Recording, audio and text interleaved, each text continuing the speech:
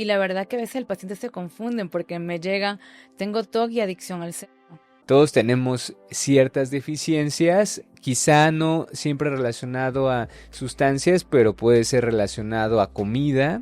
Y de una u otra forma, pues la mamá y el papá me lo traen, ¿no? Pero el papá alcohólico. Y él obviamente consume alcohol y café. El alcohol, no hay hasta el momento una determinación de un consumo saludable. Sabemos que desde una copa hay riesgo de que genere problemas, sobre todo relacionado a cáncer.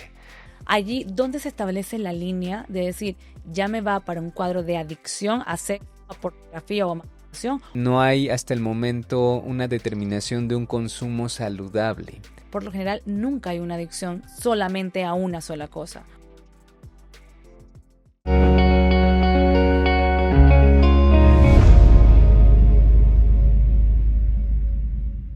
Soy Belinda Núñez, bienvenido a este nuevo episodio de Conversaciones Compulsivas.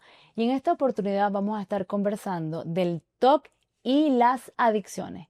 Y en esta oportunidad tengo a uno de los mejores adictólogos que podemos encontrar en todo México. Y no me atrevo, o me atrevería a decir que en Latinoamérica, el doctor Luis Díaz, bienvenido y gracias por aceptarme la invitación. Claro que sí, muchas gracias. Estamos por acá para hablar de este tema tan interesante, ver qué cosas tienen en común y por supuesto, pues añadir toda la información necesaria para desestigmatizar todos estos temas. Sí, la verdad es que es bien interesante cuando estamos trabajando con salud mental, con psiquiatría y nos llegan los pacientes, particularmente me llegan pacientes casi el 100% con TOC, ¿no? Pero sabemos que los pacientes son una cajita de Pandoras. Entonces, me llegan con un diagnóstico de ansiedad, TOC o algún tipo de relacionado y cuando empezamos a hacer historia, vemos que hay sustancias metidas en todo este paquete a complicarnos todo un cuadro, porque ya no solamente estamos trabajando con pensamientos intrusivos y compulsiones, sino que también vamos a trabajar con ciertas sustancias que obviamente el paciente está consumiendo. Entonces, ahí es cuando entramos en dilema, o el paciente entra en dilema y dice, es que consumo para sentirme mejor y me los confunden con la parte compulsiva del TOC, sabiendo de que a veces son dos cosas totalmente distintas. ¿Has tenido algún tipo de casos en donde se confunden lo que tiene que ver la compulsión TOC con la compulsión del consumo de sustancias? Sí, sí, claro, hablando de temas a lo mejor de sustancias, es más fácil definir la diferencia, cualquier tipo de sustancia, alcohol, marihuana, cocaína, anfetaminas, pero creo que la parte donde está intermedia tiene que ver con la adicción a la pornografía o al sexo, porque son imágenes intrusivas que ya tiene la persona que está continuamente relacionada a videos o a fotografías y sienten esta imagen intrusiva que los regresan a alguna conducta masturbatoria. Entonces quizá es lo más similar. El resto de conductas, desde apuestas, cocaína, marihuana, cualquier otra sustancia, sí hay una diferencia muy clara. Pero probablemente en este tema que probablemente abordemos más adelante, sí tenga que ver muchos factores en común. El tema de la obsesión con el tema relacionado a una conducta maladaptativa. Sí, es que me ha pasado mucho con los pacientes que utilizan, por ejemplo, ya que tocaste el tema de la adicción al sexo, que me utilizan esta área como compulsión para calmar una ansiedad. Entonces, allí donde se establece la línea de decir, ya me va para un cuadro de adicción a sexo, a pornografía o a masturbación, o cuando ya se me puede, o decir, no, es una conducta compulsiva para calmar un cuadro ansioso. Hay que ver desde la génesis, es decir, es muy raro que haya una compulsión o un trastorno obsesivo compulsivo aislado con solo una idea. En este caso, el tema de las adicciones tiene que ver más con una conducta impulsiva y las diferencias neurobiológicas serían en la parte orbitofrontal.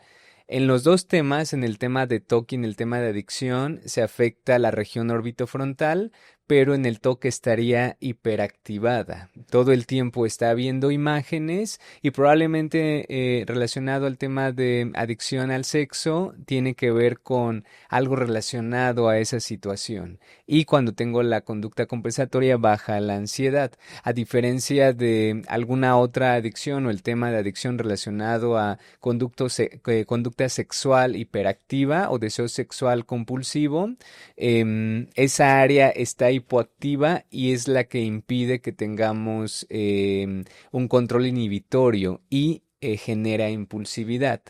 Para alguien que tuviera alguna conducta relacionada a adicción al sexo, no solamente se controlaría relacionado a pornografía, sino todo el día está con un deseo sexual activado, y ha habido casos en donde en cualquier lugar, en el transporte, en la casa, en la oficina, estamos con este deseo intenso y podría ser esa la diferencia. Probablemente alguien que tiene un TOC relacionado a adicción a pornografía, más bien a pornografía, puede este ritual llevarlo a cabo en un solo lugar, a diferencia de alguien que tiene un deseo sexual aumentado que se generaliza en cualquier escenario. Entonces son personas que tienen más problemas y llegan al consultorio porque ya no pueden estar concentrados en su trabajo, porque ya todo el día está ese deseo sexual aumentado y puede estar relacionado a pero también a, sobre todo, encuentros sexuales impulsivos o no planeados de alto riesgo, consumo de sustancias, otras sustancias,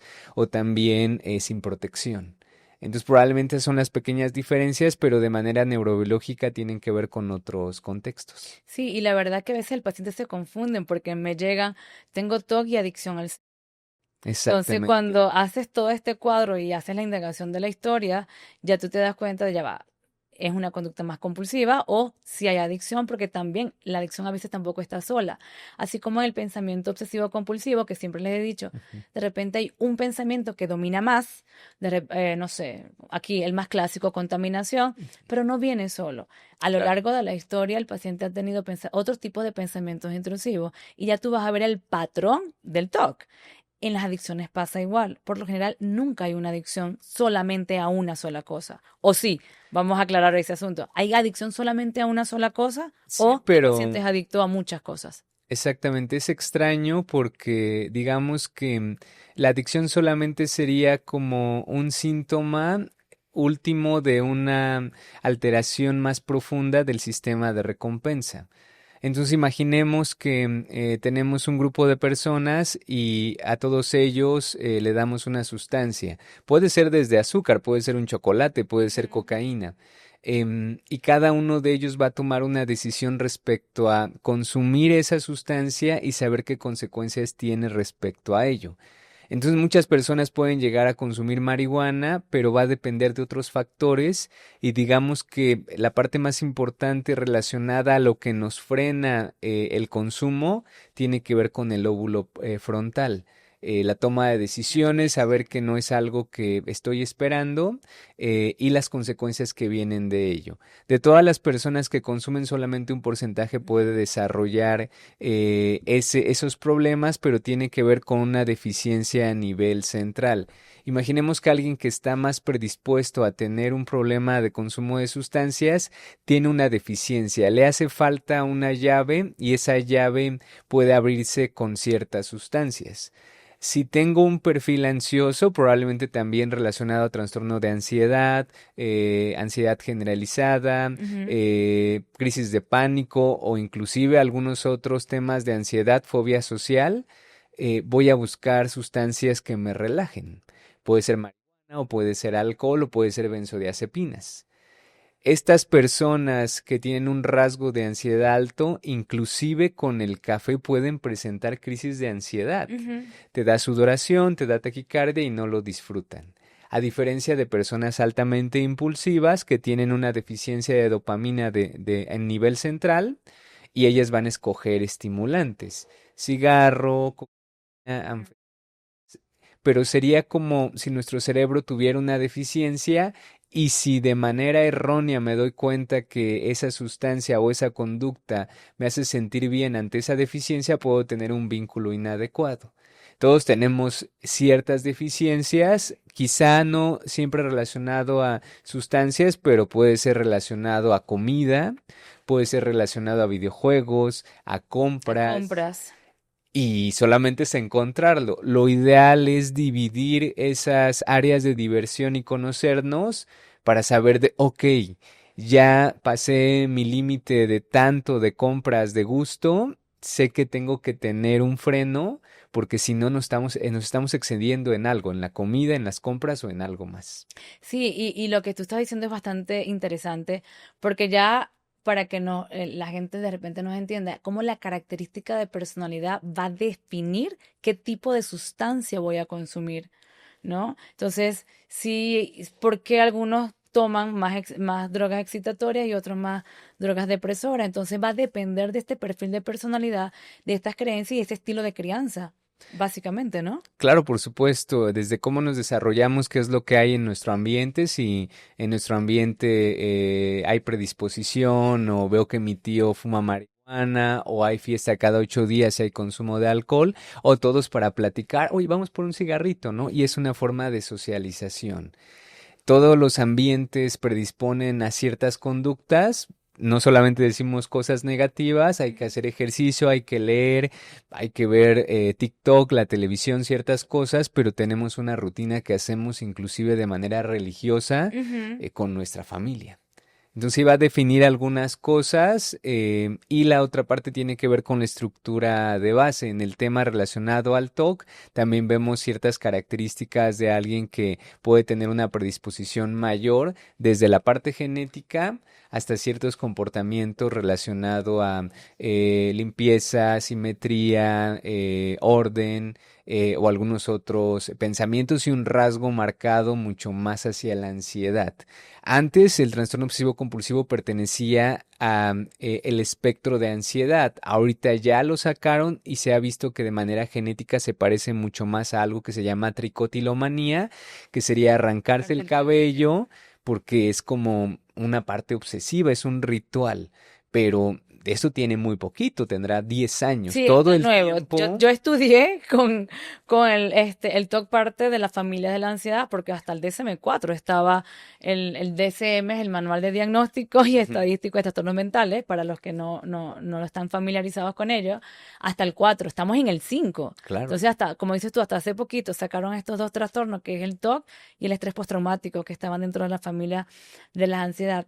Y de una u otra manera cómo van cambiando. Y como tú le dices, ya yo les digo a mis pacientes cuando les estoy dando psicoeducación, el TOC ya creció y tiene su casita propia y tiene nombre y apellido, trastorno obsesivo compulsivo y relacionados, que entre los relacionados está el que tú comentas, está la Sí. tricotilomanía, está la escoriación, la dismorfia corporal y la acumulación. Entonces, no viene solo y yo me atrevería, yo aquí siempre Adelantándonos. muy osada, ¿no? En estos cambios que hacen el DCM, que a veces tengo mis críticas bien particulares, pero bueno, una humilde servidora. eh, los TCA también están muy relacionados porque así como me llegan con adicciones y están muy relacionados por esta parte compulsiva porque están ubicados en la parte frontal y este control inhibitorio que falta, la toma de decisiones, también me llega también con los problemas de alimentación que se me une con dismorfia, se me une con la parte obsesiva de contar las calorías y con los atracones o la anorexia o la bulimia, ¿no? Entonces yo digo, en algún momento van a tener que decir que hay una relación o que sí hay están casi juntos con pegados, como aprendí yo a decir aquí en México. Entonces, la verdad que es bien importante cómo todos estos trastornos se relacionan y cómo se pueden abordar. Entonces, hablaste de algo bien importante, el núcleo familiar. Cierto, para todo la familia juega un papel importante, donde yo me desenvuelvo, si papá bebe, o si papá fuma, o mamá, o tíos, o primos, o abuelos. Pero la parte genética, siempre me preguntan, Belinda, ¿pero por qué tengo esto? La adicción tiene carga genética, independientemente que tenga un factor de familia, que mira, es que todos en mi familia beben. Hay una carga genética en la parte de adicciones, porque en el TOC sí la hay. Sí, por supuesto, de los que más está estudiado es el trastorno por consumo de alcohol y llega alrededor del 53 al 56% Bastante alto. de heredabilidad. Implica algunos factores que tienen que ver desde metabolismo, Sabemos que algunas culturas como los asiáticos tienen poca enzima que metaboliza el alcohol y entonces ellos con 2 o 3 sake ya acaban perdidos. Entonces metabolizar mucho más rápido el alcohol, lo que nos da mayor resistencia y algunas otras formas de cómo procesar y del circuito de la recompensa, porque el alcohol siempre nos han dicho es que es un depresor del sistema nervioso central, pero ¿por qué un depresor hace entonces que lo quiera para la fiesta? Y la gente piensa de que el efecto del alcohol es lo alegre que me pone en ciertos momentos. Claro, y tiene que ver con los dos porque lo que hace el alcohol para aumentar la liberación de dopamina es inhibir ciertas neuronas que son inhibitorias. Entonces tenemos una neurona de dopamina que imaginemos que es la que libera dopamina y tiene dos policías. El policía que está incentivando, oye, trabaja, libera, esfuérzate, que hace Como que que el que va guiando la cuestión. está excitando a la neurona de dopamina, que sería una neurona de glutamato, glutamato que es el neurotransmisor excitatorio, y tendríamos a un policía inhibidor que está diciendo, oye, relájate, tranquilízate, no hagas nada, que sería la neurona GABA. Esta neurona GABA lo que hace es relajar. El alcohol y algunas otras sustancias inhiben a este policía que digamos que está cuidando y al dormirlo, la neurona dopaminérgica aprovecha para liberar neurotransmisor. Este es el mecanismo desinhibitorio, por eso es que en las fases iniciales tenemos una Una euforia, excitación. pero si continuamos consumiendo sabemos que inhibe todo el funcionamiento. Vemos borroso, hablamos medio raro, nos vamos de lado. Esto es Nos porque la ponemos lentos, corteza, todo ese tipo de cosas. exactamente, la corteza se está inhibiendo en las diferentes áreas y por eso es que no se recomienda conducir ni hacer ningún otro tipo de conducta que requeriramos nuestras habilidades porque vamos a estar lentos. Ahora, tú lo explicaste magistralmente y de verdad me encanta porque yo lo entiendo perfecto, pero yo lo voy a explicar mucho más básico, como que el angelito y el Exacto, diablito, wow, eso está más lindo. Sí, sí, sí, para que exacto. me lo entienda. Tenemos un angelito que me dice, cálmate Belinda, no hagas esto, y tengo el otro que, date con furia, solo se vive una vez. Exacto, no, lo explicaste excelente, es un mejor ejemplo, tienes Sí, razón. tú lo ibas explicando y yo dije, no, papá, mí es el angelito y el diablito. Exactamente. Normalmente estamos en equilibrio porque necesitamos dopamina para iniciar las cosas, para generar placer. La dopamina es una sustancia que nos ayuda a guardar en la memoria ciertas cosas que son benéficas. El cerebro tiene que adaptarse a recordar eso y de manera evolutiva comer, reproducirse, tener ciertas recompensas, pero la mayoría de las sustancias y las conductas maladaptativas secuestran ese circuito de recompensa y nos dan esa liberación de dopamina, aunque esa conducta no sea positiva, no tenga ningún beneficio para nosotros. Ahora, a nivel de tratamiento, ya cuando tenemos un paciente que te llega, porque yo sé que te ha llegado paciente TOC y con adicciones, ¿cuál sería el tratamiento adecuado a nivel farmacológico de mejor acción? Sabiendo de que a veces el paciente de adicciones, yo los quiero felicitar a todos los adictólogos porque es trabajar mucho con la frustración, porque el paciente adicto va y viene. O sea, la verdad es que es este ir y venir por el yo puedo hacerlo sin la medicina, pero entonces la familia se cansa y lo trae. Y de verdad que es un ciclo que casi que nunca se acaba hasta que tocan fondo, entre comillas, tocar fondo, ¿no? Entonces, ¿cómo es el proceso terapéutico a nivel de psiquiatría? En el caso de que existan los dos, alguien con TOC y alguna adicción, probablemente lo más frecuente es que el tema del consumo de sustancias tenga que ver también para bajar la ansiedad. No me ha tocado, aunque puede ser posible que alguien con TOC consuma cocaína. Probablemente puede llegar a pasar, pero es más frecuente que alguien con TOC quiera bajar su ansiedad Ujú. para dormir, para relajarse, para dejar de pensar un poco. Y lo más frecuente por mucho es el cigarro. Algunas otras cosas pueden ser el alcohol, quizá un poco marihuana, pero en este caso que tengamos un problema de un paciente que está fumando demasiado y que el TOC está muy activo, tenemos que ver cuál de las dos cosas, la conducta adictiva o el tema del TOC está impactando más la calidad de vida del paciente. Si es más el TOC, podemos iniciar como cualquier otro tipo de TOC, inhibidores selectivos de la recaptura de serotonina y dar tratamiento específico para lo que está ocasionando el tema de la conducta adictiva. Algún ansiolítico, tratamientos para control de impulsos y casi siempre van de la mano, no hay problemas relacionados con ese tipo de tratamiento. Y la parte también que tenemos que explicar desde lo que decías de la psicoeducación es entender que a lo mejor con las adicciones es la única o de las pocas enfermedades o temas de salud que somos tan exigentes. Sería como a veces llegar con el oncólogo y que el oncólogo nos dijera, oye Belinda, sí te puedo tratar, pero ¿sabes qué? Te voy a tratar si tu cáncer desaparece. Y eso es lo que a veces hacemos como terapeutas y esperamos que cada vez no, como familiares. Te voy a tratar, pero ya no debes de consumir o ya no debes de tener esa conducta. Sería como decirle a alguien que tiene cáncer que se curara antes de ir contigo. Oye, pero si ya lo dejé, ¿para qué voy entonces? Hay algunos otros tratamientos que se llama reducción de daños o que son más progresivos y también en ningún otro tratamiento, si vamos al nutriólogo, si vamos al internista, nunca nos dicen, ¿sabes qué? Es que ya nunca jamás debes de tener la hipertensión en niveles altos o ya Como si nunca lo pudiera jamás. controlar. Exactamente, si vuelves a tener hipertensión, te voy a internar porque no puede ser que tengas otra vez las cifras Me encanta altas, ese ejemplo. te vas a infartar y es tu culpa.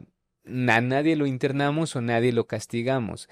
Es un proceso, lo tenemos que explicar y lógicamente saber que hay riesgo alto de que tenga complicaciones, pero en ese riesgo tenemos que ir disminuyendo y saber que la sustancia ocupa un lugar.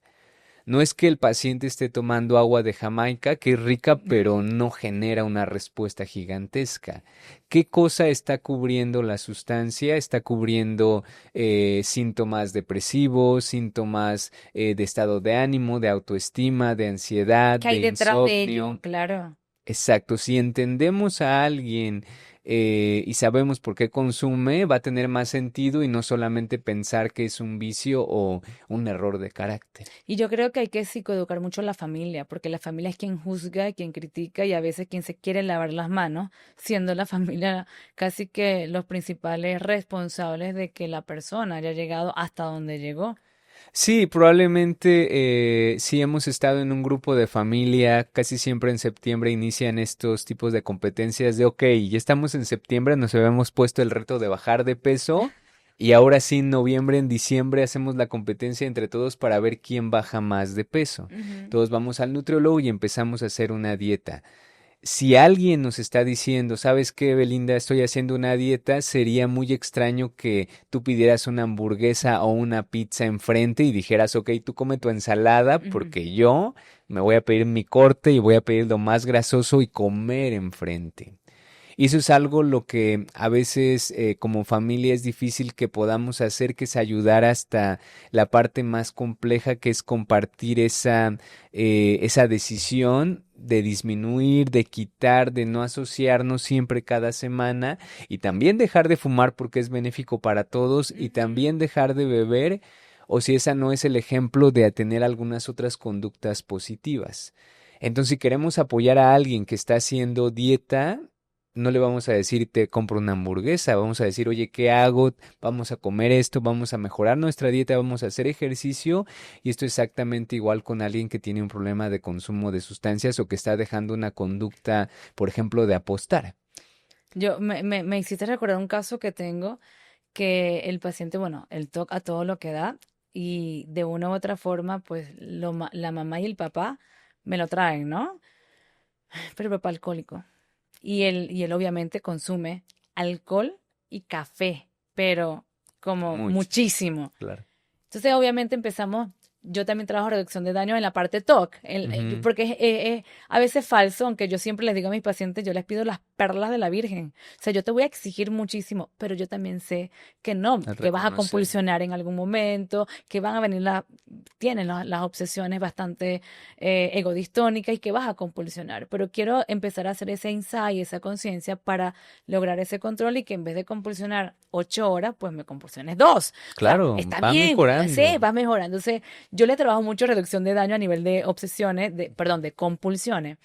Y cuando yo estoy con este paciente y empiezo a indagar que en la familia, pues abre el refri y hay cerveza todos los días y a cada rato. Entonces hablo con papá, le digo, mira, hay que hacer esto, ya el papá tiene deterioro cognitivo, ya la señora me trae a mi paciente, pero tiene que estar pendiente de papá porque papá, o sea, tiene sus condiciones que de cuidado, no paran de beber. Entonces es bien difícil cuando estamos luchando con una familia donde hay uno de los integrantes que tampoco tiene insight, que tampoco tiene conciencia. O sea, estoy ayudando a mi hijo porque mi hijo es lo más importante, Claro. pero papá no participa ni asume ese rol de, como dices tú, si él está a dieta, pues vamos a estar todos y vamos a comer sano. Claro. Porque no le voy a decir, tú come la ensalada y yo me como un espagueti aquí todo bien rico, ¿no? Pues, Espagueti, ojalá, no. no algo mucho más. O sea, es autosabotaje, la verdad que son sabotajes que sin querer queriendo, y ahí es donde yo hablo de una resistencia familiar a un proceso, porque en el TOC, no sé, ya tú dime si pasa en la adicción, en el TOC a nivel familiar hay algo que se llama acomodación familiar, Ujú. que es cuando la Claro. familia se acomoda a la obsesión y pregunta, el paciente pregunta y la familia contesta, o quito estas cosas porque le molesta, o ya dejamos de hacer tal cosa porque el paciente lo activa. Entonces, hay acomodación familiar del trastorno obsesivo compulsivo. En la adicción, ¿la familia también se acomoda a la adicción del paciente? Sí, por supuesto, desde alguien que está nutriendo de manera económica, porque muchas veces decimos, oye, pero es que este paciente ya no trabaja, ya no tiene una funcionalidad, ¿Quién le da dinero? y siempre hay como una culpa detrás de algo que se tiene que trabajar. Y la parte importante también tiene que ver cómo vemos el problema del consumo de sustancias, porque una pregunta recurrente es de, oye, pero ¿cuándo ya es una adicción? Como quizá cuando llegamos al cardiólogo decirle, oye, pero me avisas cuando ya me vaya a infartar porque quiero detenerme un poquito antes. Pareciera que ese es el Que tengo objetivo. que llegar al límite, o sea, me tengo que Exacto. asustar en serio como para tomar acción. Exacto. Y en las nuevas definiciones del DSM-5, el manual diagnóstico, tenemos una transición respecto a un trastorno de consumo de sustancias y el trastorno de consumo grave sería ya el caso que conocemos de alguien que no se puede frenar, que tiene problemas en todos lados, pero es que eso es un problema grave. Imaginemos que ya es un cáncer con metástasis. Y ya lo quiero curar. Ya es mucho más difícil. Claro que hay que dar tratamiento en todos, si no, imagínense, los oncólogos dirían, ay, sabes que ya tienes Ya. cáncer, adiós. Hay que dar tratamiento, va a ser más difícil, pero la parte importante sería dar el tratamiento de forma inicial. Entonces, de manera familiar digo, ok, es que yo bebo 2 o 3 cervezas diarias y el fin de semana también, pero yo soy funcional. ¿Qué Y es esa mientras tanto no funcionalidad? necesito ayuda. Esa funcionalidad se califica como estoy trabajando y esa es una funcionalidad muy pobre. Y me enojo porque mi hijo bebe más, pero ya se excede y llega al nivel en donde bebe varios días o está gastando, dejó la escuela, pero yo no tengo un problema. Y en las definiciones hay trastorno de consumo de alcohol o de cualquier sustancia leve, moderado y grave. Ujú. El leve sería como, imagínense, tener un poco de sobrepeso. Probablemente no limita mi día, pero estoy teniendo problemas ya a largo plazo relacionado con esa sustancia. El alcohol, no hay hasta el momento una determinación de un consumo saludable. Sabemos que desde una copa hay riesgo de que genere problemas, sobre todo relacionado a cáncer. De manera directa, una copa de alcohol significaría o hace el mismo daño o el mismo riesgo que fumar un cigarro. En Ok. hombres, las mujeres son particularmente vulnerables, sobre todo para cáncer de mama, y una copa de vino equivale a 2 cigarros. Entonces no hay un consumo sano en realidad. No vamos a decir entonces no beban, pero sí hay que tratar de beber y de fumar y de consumir cualquier sustancia lo menos posible. Sería como el tema de la dieta. ¿Es mejor tener sobrepeso o tener obesidad? Lógicamente tener sobrepeso, pero si tengo normopeso es mejor que a lo mejor tener algunos kilos de más. Hay que cuidarnos cada vez más para poder dar esas estrategias y en el caso de esta familia probablemente este padre está trabajando. Pero no significa que todo su ambiente está bien, no hace ejercicio, realmente no tiene una relación de pareja o no está teniendo un rendimiento al 100% en el trabajo. Va a trabajar y sí se queja, llega tarde, está teniendo sobrepeso, ya tiene probablemente apnea del sueño, tiene grasa visceral o tiene predisposición a hígado graso, que sería hígado graso el primer paso para tener cirrosis. Ujú. Entonces no es de que tenga una vida increíble, sino ya tiene un problema de consumo probablemente leve o moderado y quizá alguno de los integrantes de la familia ya sea grave, pero no significa que no tenga nada y tendría que hacer cambios relacionados a tener una calidad de vida mejor, también disfrutando su vida. Probablemente si tiene un problema de consumo de alcohol, aunque sea leve y moderado, no tiene la mejor sexualidad. Entonces es todo un nivel de funcionalidad mayor, no solamente decir, oye, yo cumplo porque trabajo y Ujú. llego y ya no hago nada. Que tanto mi calidad de vida está siendo completo y probablemente esta persona y también el hijo y algunos otros miembros de la familia puedan trabajar. No es como competencias de ver quién está peor, Ajá. sino de saber que puedo yo intervenir y hacer cambios para dar un mayor beneficio a mi familia y a mí mismo. Yo la verdad que me preocupa mucho, nosotros que estamos en el área de salud mental, cómo la familia normaliza lo que no está bien. Normaliza todo el patrón que tú has dicho, lo normalizan hasta que no esté muy mal. Claro. No voy a buscar ayuda. Y bueno, yo particularmente, yo sí le digo, yo sí soy bien drástica. Cuando Ujú. el paciente me entra y está ya en psiquiatría con medicamentos, yo siempre se los digo a mi psiquiatra, no me le den permiso para beber. Porque entonces con algunos medicamentos sí le dicen, tú te puedes tomar 2 cervecitas y no pasa nada. Pero es que 2 cervecitas, es mentira que se toman 2 cervecitas. Yo le digo, pues estás trabajando con un paciente, mírale el cuadro clínico, no se me va a tomar 2 cervecitas, no le des permiso, porque el paciente dice, el doctor me dio permiso. Ujú. Entonces, cuando el doctor permisa, ya yo valí. Y yo le dije, sí, el doctor te dio permiso, pero tu terapeuta no. Y tu terapeuta es quien te está llevando tu cuadro de día con día de toda la semana. Entonces, yo siempre le he dicho a mis psiquiatras, no me le den permiso para beber, porque aunque el efecto menos grave es que anule la medicación, pero no sabemos qué pueda pasar si hay algún otro efecto bajo, como Claro, dices tú, una copita, o sea, no hay un consumo sano ni saludable y siempre un paciente con medicación psiquiátrica debe cuidarse y el cuidarse es decir, es como, ¿por qué si respetan los antibióticos? Yo he exacto. escuchado Sí, sí, sí, no, por muchísimo, no supuesto, sí, puedo sí. tomar, y he escuchado hombres, parte de mi familia, pues sí se toman su cerveza y muchos de ellos cuando están con una infección y están tomando antibióticos te Nada. dicen, estoy tomando antibióticos, no puedo y yo. Ok, qué bien que respeten su tratamiento médico, pero cuando estamos en tratamiento psiquiátrico, el paciente, el doctor me dijo que sí podía 2 cervezas, pero es que no son 2 cervezas, son 2 cervezas, un tequila, un mezcal, y Claro, ahí voy ligando o voy extendiendo el consumo.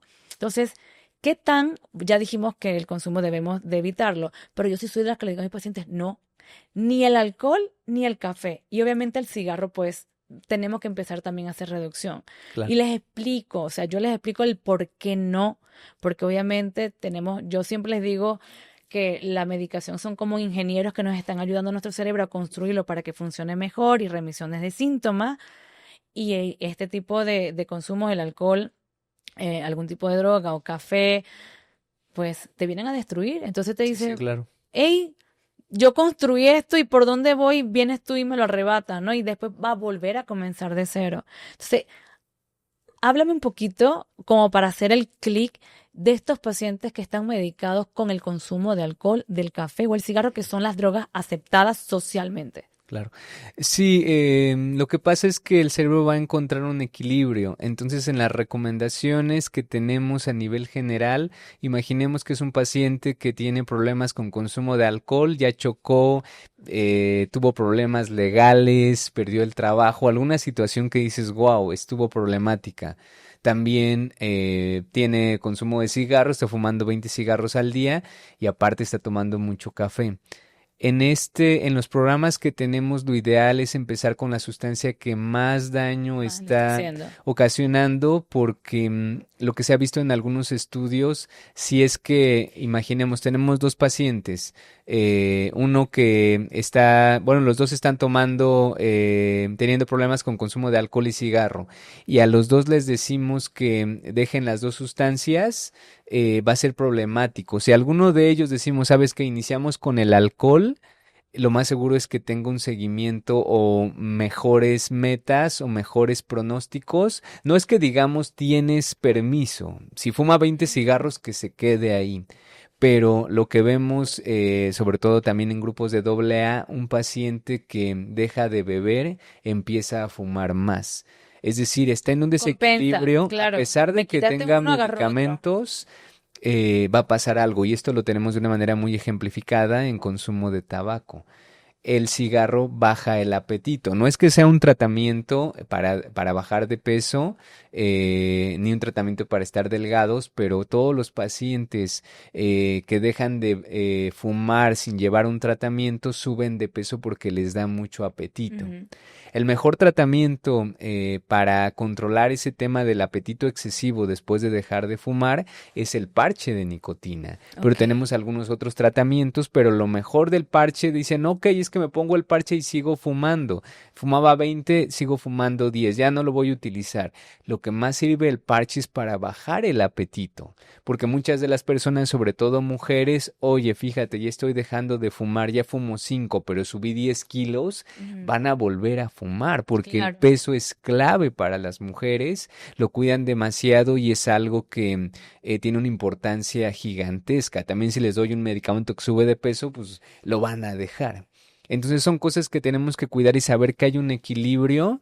Yo empezaría con metas, también relacionado a conducta positiva, es decir, cambiar alimentación, ejercicio, trabajo, relación de pareja, relación de familia, entretenimiento y empezar a disminuir la conducta o la sustancia, porque también hay conductas desde adicción al sexo, Ujú. las compras, apuestas, videojuegos o el atracón que pueden ser problemáticas. ¿Cuál es la que tengo que ir disminuyendo y en orden para llegar a esas metas? Después de 6 meses a un año de control de esa situación problemática, me iría con la siguiente porque si se hace un poco antes hay riesgo de que no De que lleguemos no a la lleguemos. meta. Pero eso sería en tema de consumo de sustancias y sí siempre analizando cuál es la que está haciendo más daño y lógicamente ir avanzando poco a poco, irlo reconociendo porque sabemos que tenemos muchas metas pendientes. Ujú. También, ok, pues ahora quiero ser tiktokero, ahora quiero aprender japonés, ahora quiero tocar un instrumento, hay muchas metas Ujú. pero si no las encerramos poco a poco, vamos a sentirnos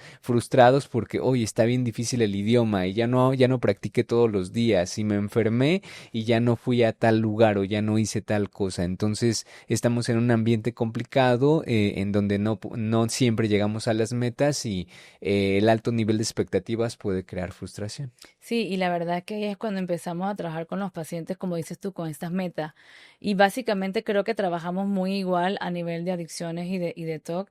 Y a veces el paciente se autosabotea y se trata mal de que no me sirve nada o no he Ujú. logrado. Y cuando le establecemos una comparativa, mira cómo estaba realmente. Claro, Bueno, pero es que yo me siento que no he avanzado en el tratamiento y no, mira todo lo que has logrado. Como dices tú, sigo fumando, pero ya fumas 10, no me estás claro. fumando 20 o 30 como lo hacías antes. Entonces, ha habido una reducción y esos logros también tenemos que reconocerlo, porque a veces la familia lo que ve es que sigue fumando. Entonces, Exacto. lo ataca y él se siente y entramos en una desesperanza aprendida. ¿Para qué voy a seguir luchando y para qué voy a hacer el tratamiento si siempre voy a seguir así y no voy a salir de esto? y abandonan. Entonces Exactamente. es un ir y venir de todo este tipo de a nivel de emociones. Sí, en consumo de sustancias utilizamos mucho el tema de entrevista motivacional porque recordemos que vemos el tema en este ejemplo del cigarro solamente como un síntoma. Si solamente nos enfocamos a cuántos cigarros fumaste, 10, ya hicimos todo, es algo muy corto.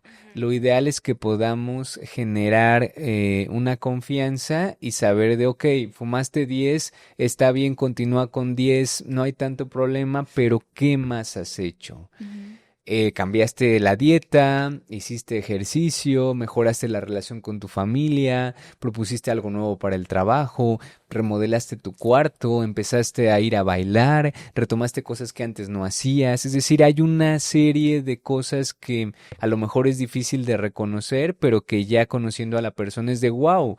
Si continúas haciendo esas cosas extra que al final te dan alegría, diversión, pasatiempos, mejor calidad de vida, Ujú. fíjate que sigo fumando 10, pero utilizo más la bicicleta. Ese es el cambio importante. Continúa con la bicicleta y tarde o temprano vas a dejar el cigarro, pero va a ser continuo. Ujú. No, no porque lo dejes rápido significa que va a ser permanente si no haces cambios profundos. Y es lo que de manera terapéutica sirve mucho más, son todos los cambios que se quedan.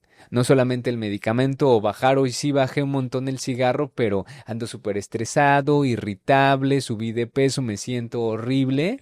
Es un esfuerzo extraordinario, pero la verdad es que el esfuerzo va a acabar poco a poco porque ocupa demasiada energía o estoy teniendo impacto en mi salud. Entonces sirven más las otras estrategias y como tú dices, recordarle al paciente todos los beneficios y todos los cambios que ha hecho.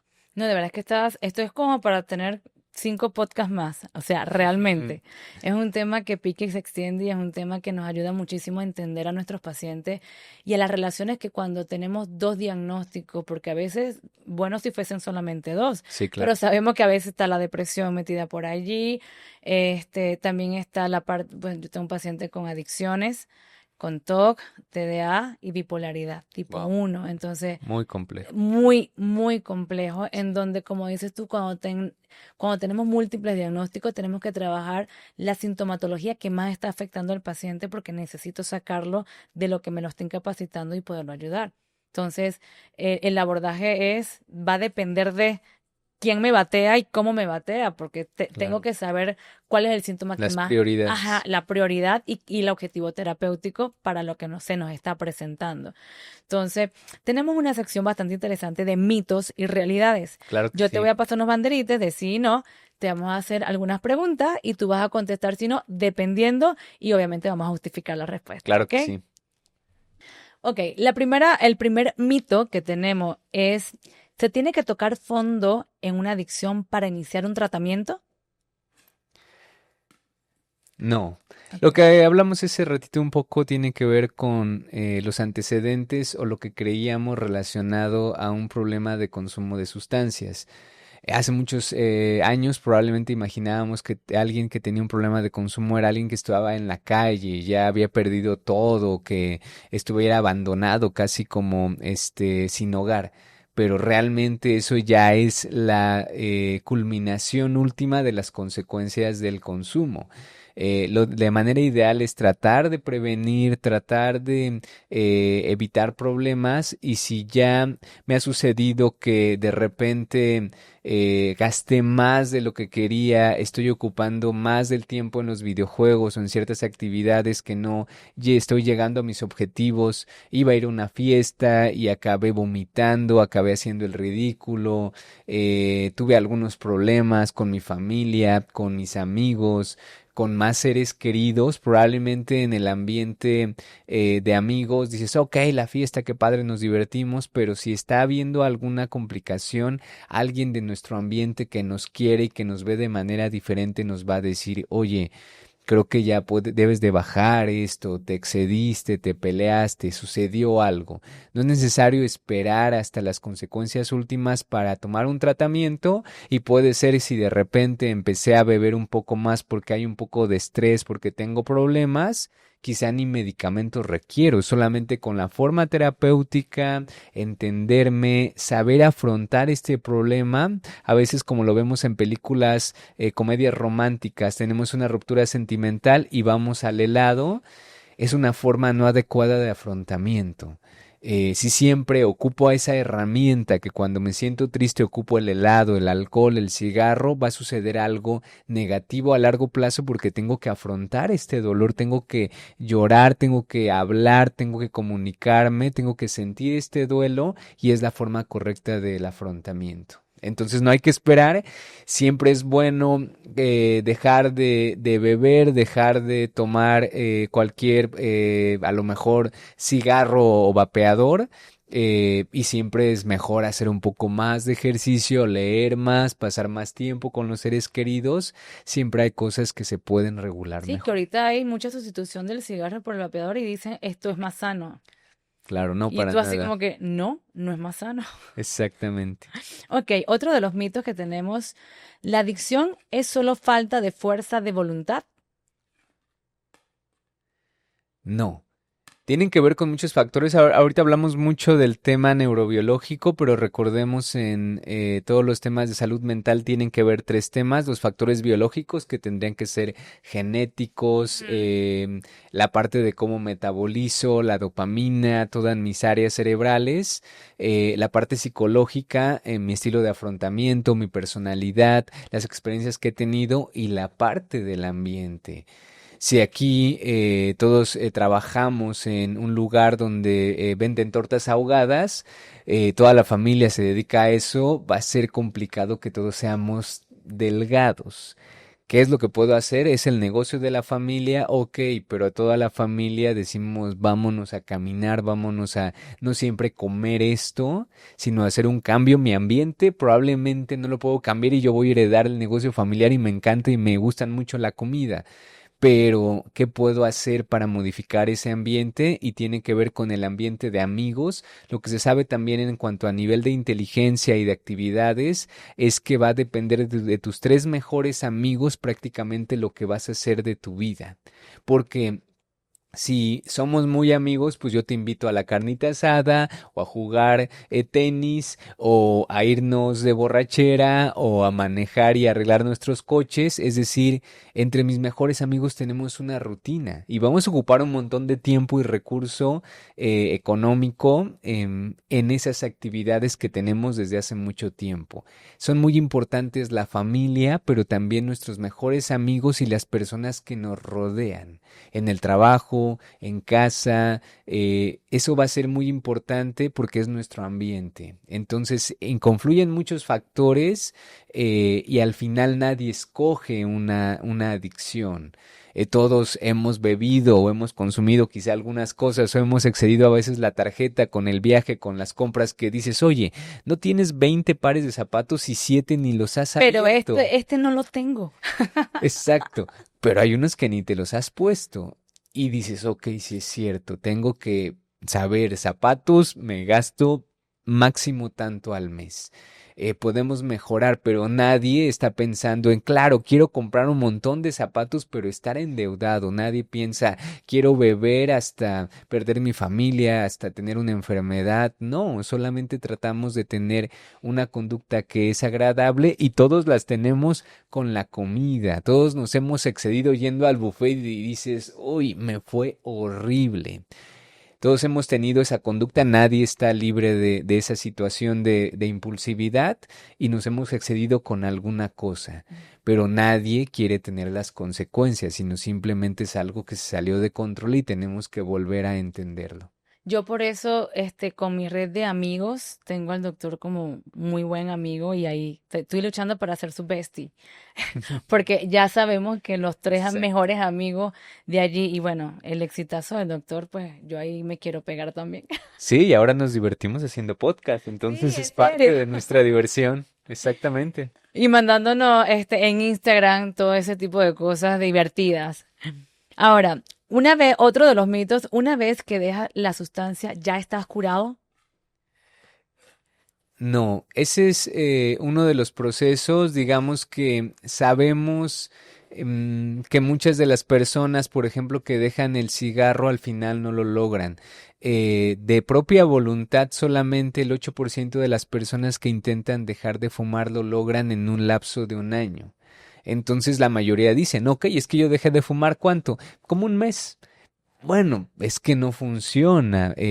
Para que haya una recuperación de los alvéolos, de las áreas de los pulmones, tenemos que dejar de fumar mínimo la cantidad del tiempo que fumamos. Es decir, si fumé 10 años, tengo que dejar de fumar 5 años para que se vayan recuperando. Hay áreas que no se van a Wow. recuperar, pero solamente del 8 al 11% lo logran porque la nicotina es muy adictiva, es muy potente y la traigo aquí, vamos a fumar, ¿no? Y ya de repente, ay, pero nada más fumo cuando voy por una copa, es que nada más fumo cuando estoy con mi amigo que fuma. Y ese cigarrito que nos damos permiso es muy potente y ya, ay, pero antes fumaba 10, ahora fumo 4. Es muy complicado y tenemos que ver qué es lo que está pasando de manera profunda, si me ayuda a concentrarme y tengo un tema más bien de atención, o si me Ujú. ayuda a desestresarme y lo que tengo que cambiar es me llevo mal en la oficina, o qué tengo que hacer para liberar ese estrés, tener una fuente de liberación de estrés más automática todos los días y no solamente esperar el cigarrito o la bebida para liberarme. Entonces es solamente uno de los pasos, claro que es muy importante y difícil, pero el resto es tener actividades que me desestresen o me den lo que me da un poco esa Ujú. sustancia o conducta. Ahora, otro de los mitos que tenemos, las recaídas significan que el tratamiento fracasó. No, también como parte de los temas de hablar de manera adecuada para evitar el estigma, sabemos que la recaída es un término bastante utilizado, pero no se utiliza en ningún otro lado de salud ni de salud mental. El término adecuado se llama reincidencia y Ok. esto lo vemos en algún otro tema, pero lógicamente es un tema, la recaída que sigue hablándose en todos lados y la recaída lo decidimos quitarlo o lo preferimos modificar porque habla de un acto moral. Sería ya caí y volví a caer, sería Ujú. como algo que genera culpa, que genera dolor y sería como comentarle a alguien, oye, ya recaíste en el cáncer. Sería muy duro, sería como, oye, pero pues es que yo no quiero, no fue mi responsabilidad, te juro que yo Claro. fui a las 20 quimios y mira, me estoy Hice tomando todo lo que me dijeron. y se siente horrible, estoy vomitando y perdí mi cabello y fue tu recaída, dices, oye, Dios mío, no seas así. Ujú.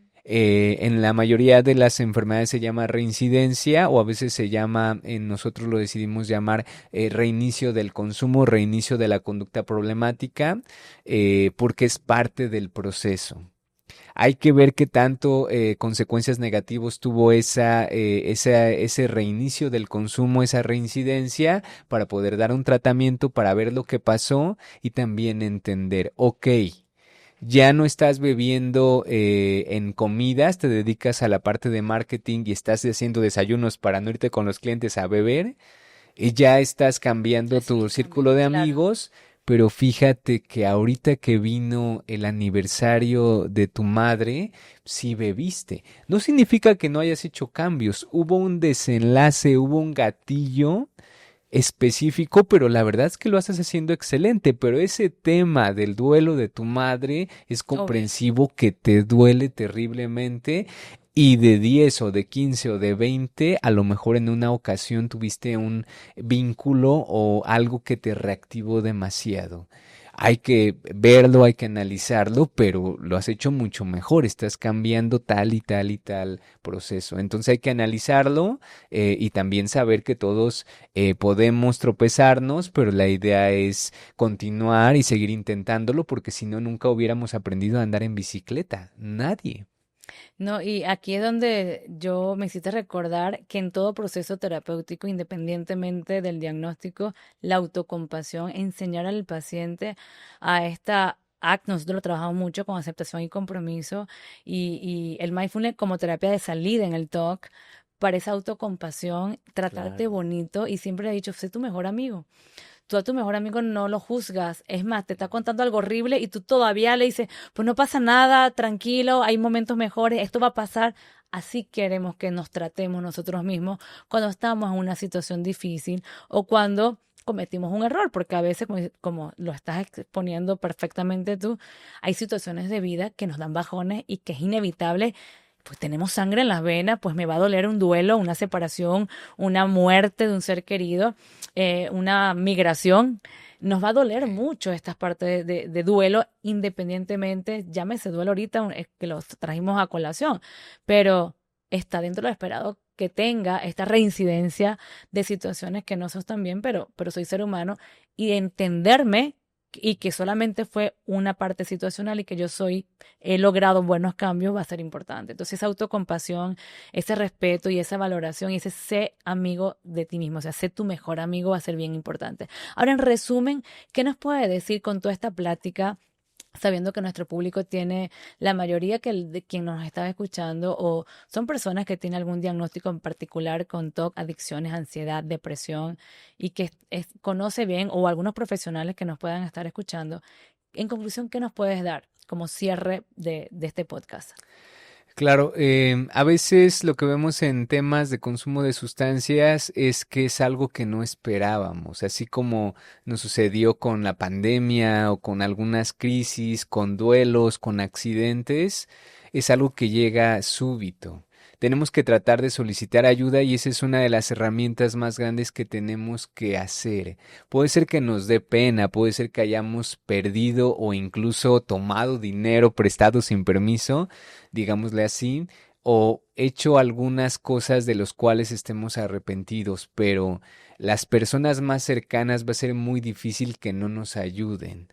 Y ese es el primer paso, poder solicitar ayuda. No tengo que sentirme terriblemente mal y estar al punto, al filo del abismo para poder hacer un cambio y lo podemos hacer de diferentes maneras.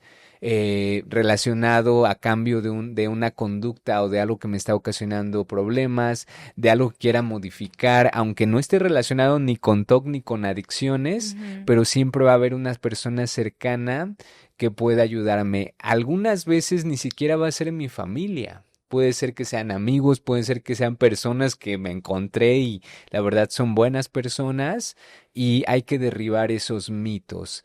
Los mitos casi siempre son de estructuras que queremos que sean de esa manera y la frustración es saber que no siempre sucede como lo queremos. Hay que aceptar la realidad y seguir adelante y saber que esta realidad es increíble y con estos materiales que tenemos ahora mismo no necesito más para hacer una realidad increíble. Solamente eso, ocupar la ayuda de personas cercanas, tenemos más de lo que pensamos, aceptar la realidad y ver con qué contamos y seguir adelante y si ya requieren alguna ayuda profesional, los máximos capacitados, psicólogos, psiquiatras, con quien quieran empezar, me dicen, oye, ¿a quién primero?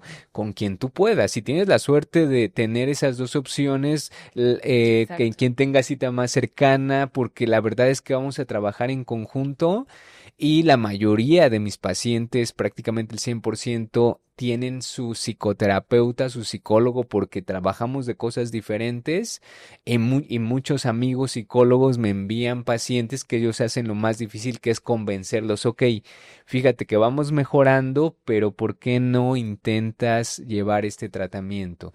Esos son los que más los convencen, los que más hacen ese trabajo complicado y ya llegan con nosotros súper relajados y les va muy bien no solamente por el medicamento, sino por todo lo que van trabajando.